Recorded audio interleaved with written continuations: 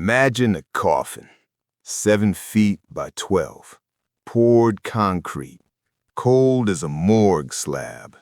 A steel door slams shut. Bang! It sounds like a gunshot. It sounds like the final nail in a lid. It seals you in a vacuum where time doesn't just slow down, it rots. Welcome to Cell 75, ADX Florence, the Alcatraz of the Rockies. Stop calling it a prison. That's too polite. That implies rehabilitation. This is a warehouse for the living dead, a concrete purgatory built by the United States government for monsters they can't legally kill, but absolutely cannot live.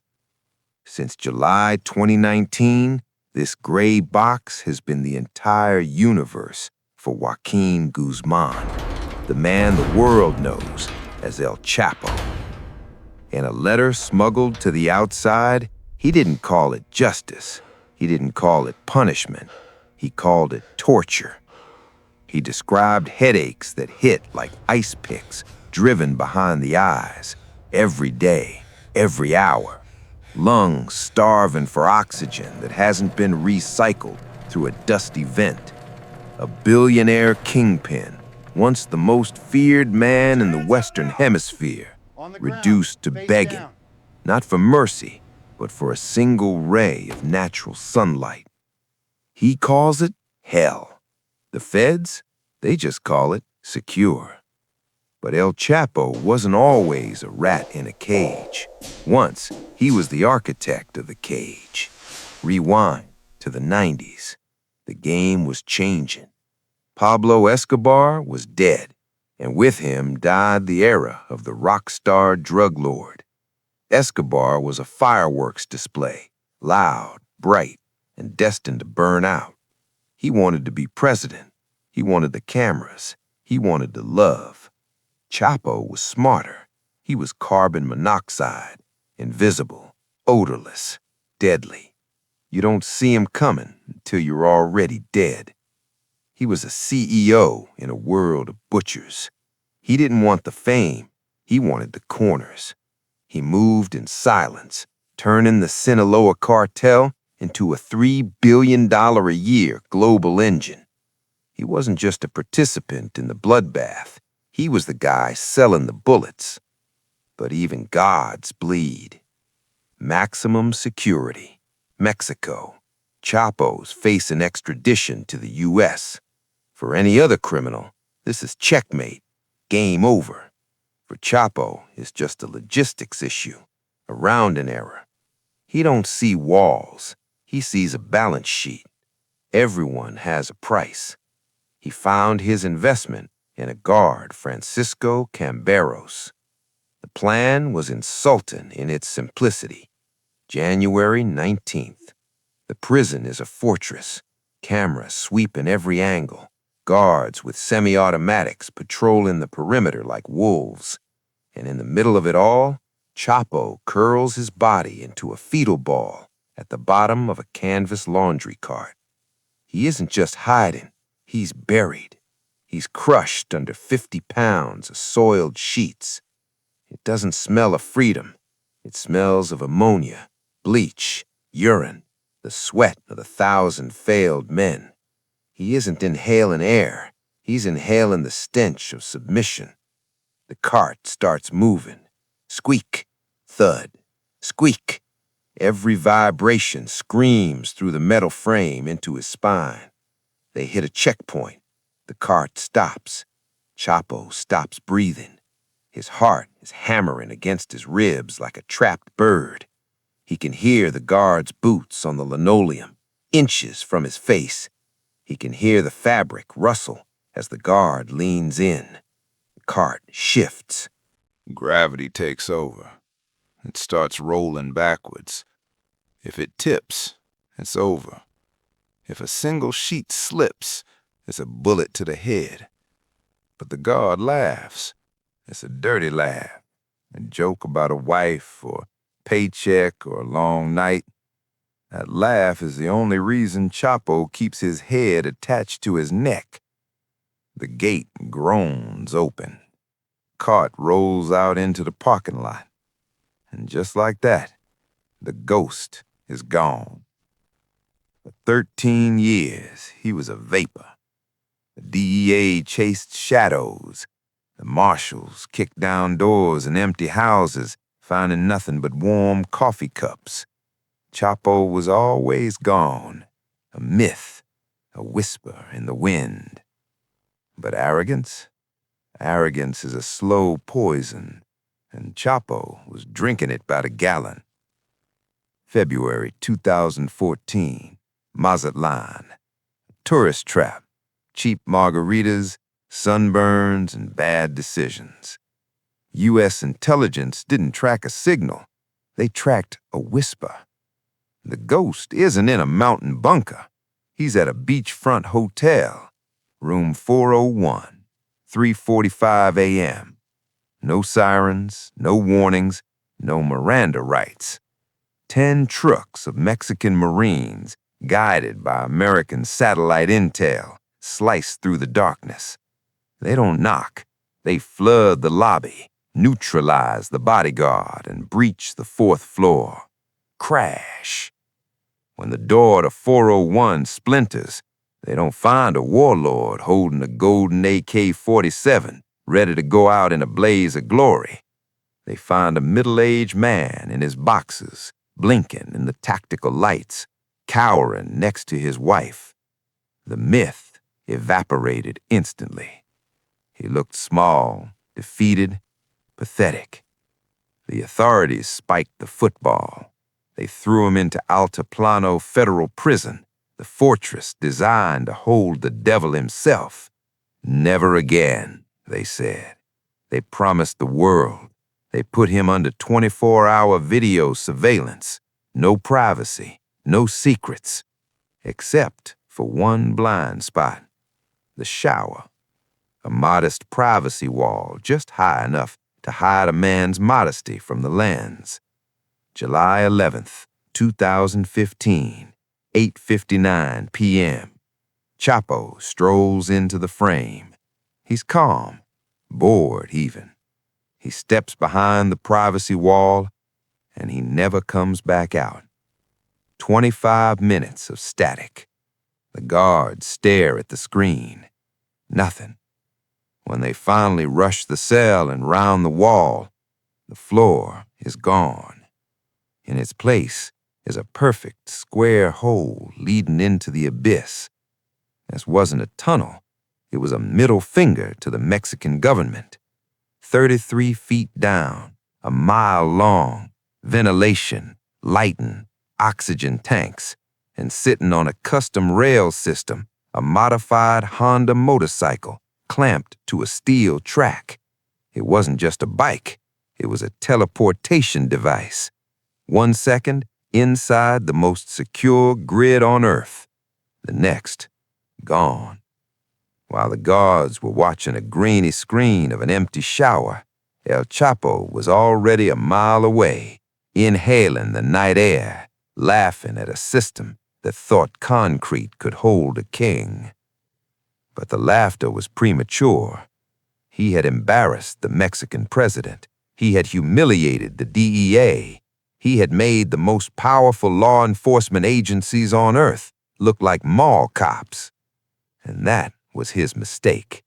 Because this time, the Americans didn't just want him caught, they wanted him erased. The order came down from the highest levels of Washington, cold and absolute. Burn it all down. The hunt was back on, and this time, nobody was taken prisoners. The United States wasn't interested in a fair fight. They wanted a capture that felt like an eviction notice from the planet Earth. It all came to a head on January 8th, 2016. Los Mochis, Sinaloa, a nondescript safe house.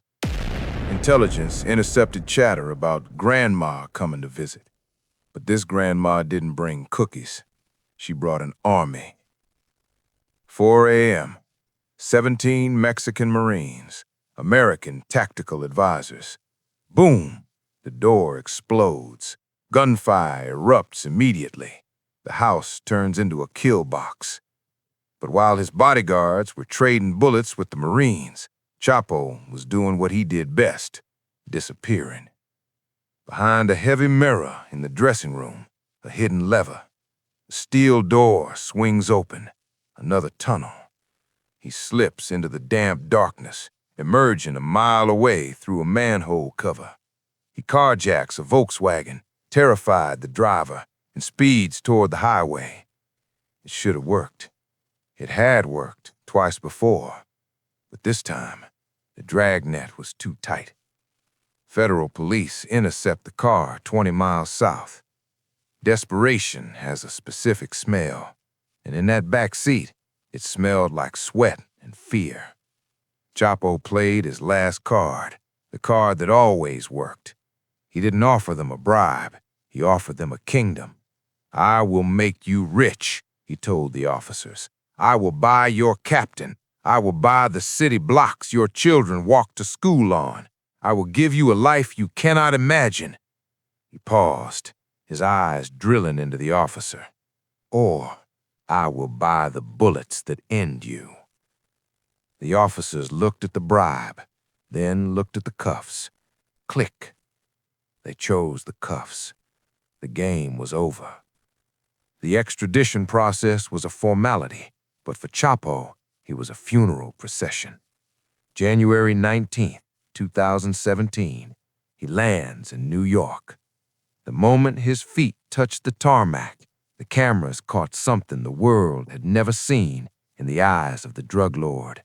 Terror. Pure, unadulterated terror. He knew that in Mexico, he was a king in a cage. In America, he was just a number. The verdict, life plus 30 years. But the sentence wasn't just about time, it was about location. The judge signed the order for ADX Florence. But ADX didn't just appear out of nowhere. It was birthed in blood. To understand the horror of Cell 75, you have to go back to the day the system broke. U.S. Penitentiary, Marion, Illinois. The halls were quiet until Thomas Silverstein, leader of the Aryan Brotherhood, decided they shouldn't be. He was cuffed, flanked by guards, a routine walk, but Silverstein was a magician of violence. In a move that defied physics, he stopped at a friend's cell. The inmate reached through the bars, picked the lock on Silverstein's cuffs, and handed him a shank. In seconds, Silverstein was free. He butchered Officer Merle Klutz before anyone could react. Hours later, in a separate wing, another inmate pulled the exact same maneuver, stabbing Officer Robert Hoffman to death. 2 guards, 1 day, dead. The system went into shock. The Bureau of Prisons realized that maximum security wasn't enough. They needed a place where human contact didn't exist.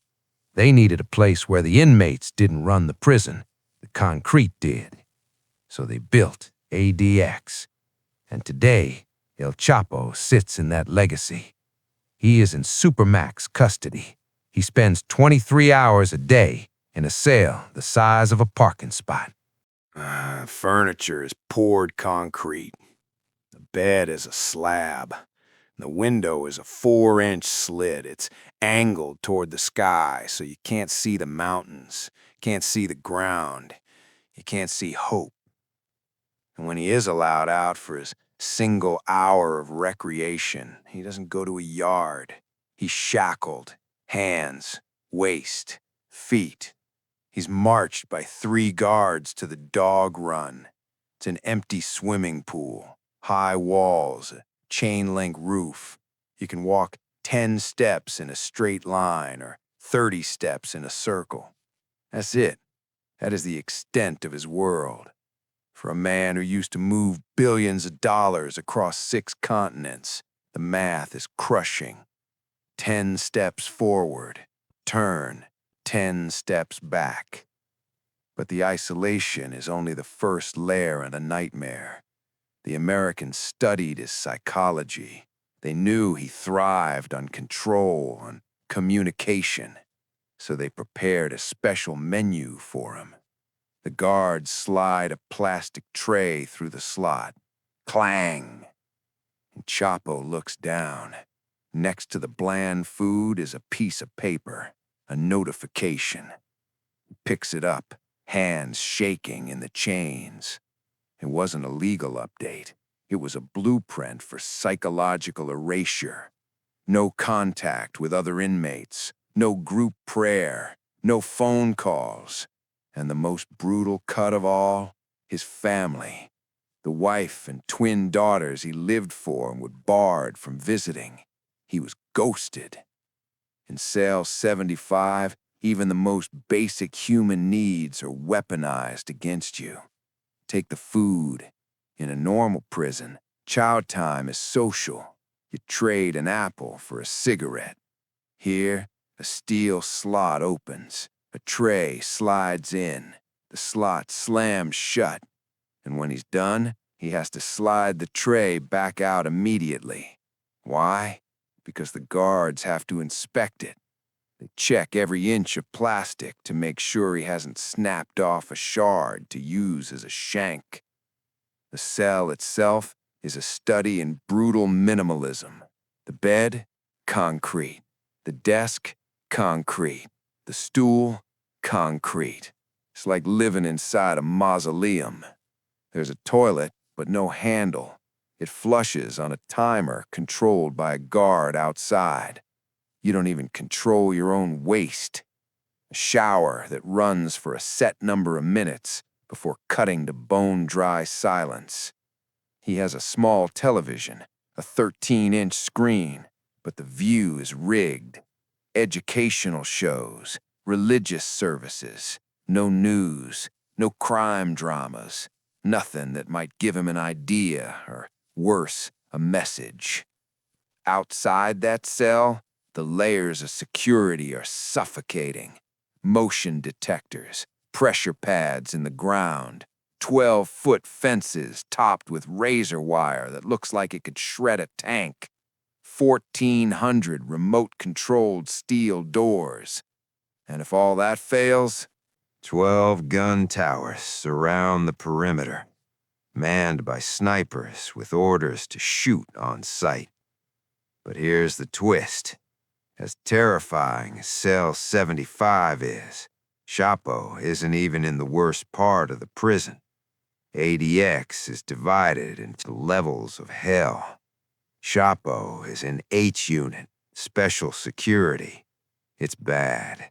His lawyers claim he's losing his mind. But there is a place even deeper. Range 13. The hole inside the hole. The place for the creatures. Ramzi Youssef is down there. The mastermind of the 1993 World Trade Center bombing. A man who plotted to blow up 12 commercial airliners in 48 hours just to watch the world burn. Thomas Silverstein died down there. Chapo isn't in Range 13. Not yet. But he knows it's there, waiting for him if he steps out of line. So, is this it?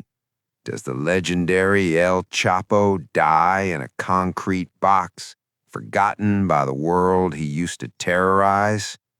Not if his lawyers have anything to say about it. They launched a Hail Mary, an appeal claiming juror misconduct. They aren't fighting for innocence. They know he's a monster. They're fighting for a window, just a crack. They didn't argue innocent. They argued insane. They screamed that the concrete was eating his mind alive. Because for a man like Chapo, a transfer to a lower security prison isn't a relocation, it's an escape plan. But the court didn't blink. They upheld the life sentence, strike one. So Chapo's team pivoted, the good behavior con. They want to prove he's broken, that he's no longer a threat. It sounds impossible, but remember, this is the man who turned a laundry cart into a getaway car.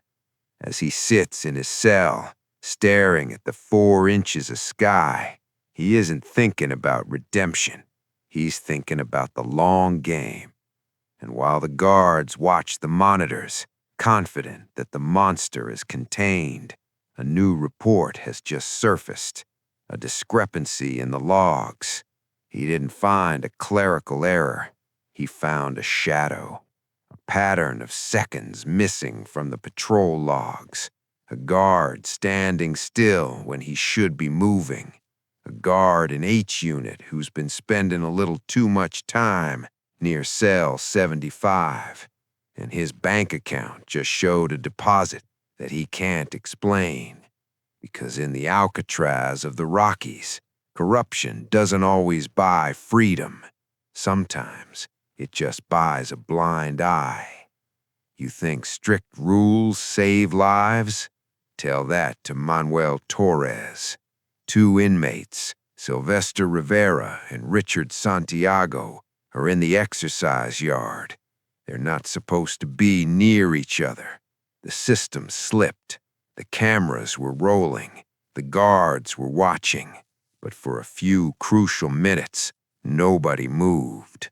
Thud, thud, crack. They stomped him to death right there on the concrete, while the most sophisticated security system in the world watched in high definition. That is the reality Chapo wakes up to every morning.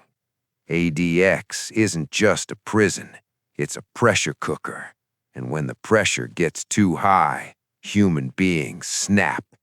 8 suicides, 11 class action lawsuits. The reputation of ADX is so toxic that British courts refuse to extradite Julian Assange there, calling it a human rights violation.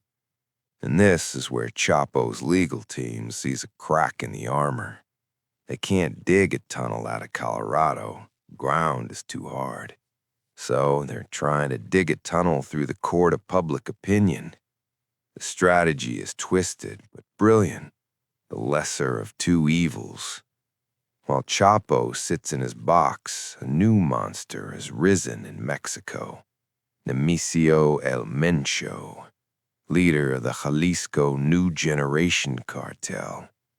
If Chapo is a CEO, El Mencho is a terrorist.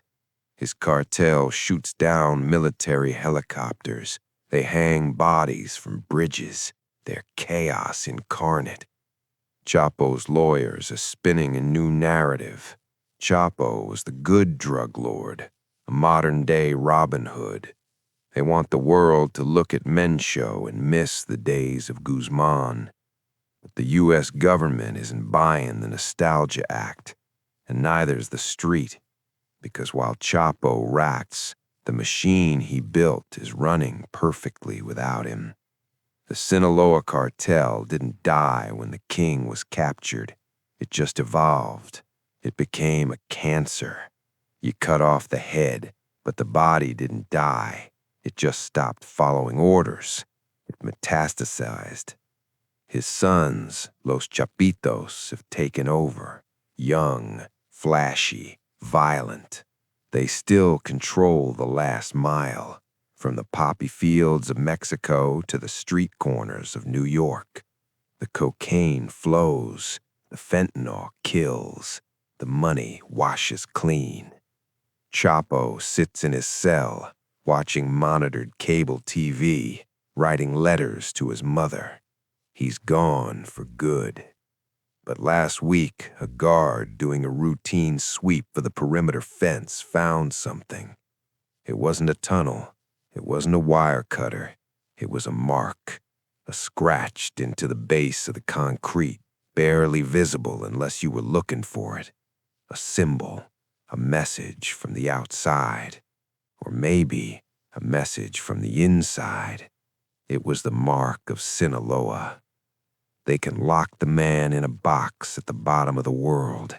They can silence his voice. They can bury his name under a mountain of concrete. But they forgot one thing about ghosts. You don't have to be alive to haunt the house.